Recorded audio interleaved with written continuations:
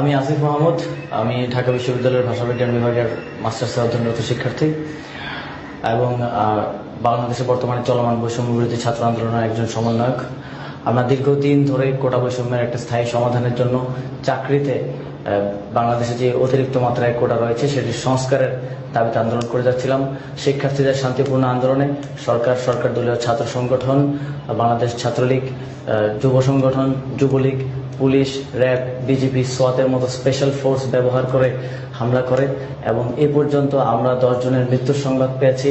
গত 3 দিন ধরে ব্যাপকভাবে আন্দোলনরত শিক্ষার্থীদের উপর হামলা করা হচ্ছে, তাদেরকে নিহত করা হচ্ছে।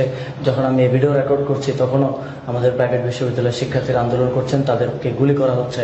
আমরা জানতে পেরেছি একজন আহত শিক্ষার্থীকে যে অ্যাম্বুলেন্স দিয়ে নিয়ে যাওয়া হচ্ছিল সেই অ্যাম্বুলেন্সের ড্রাইভারকেও গুলি করে মারা হয়েছে।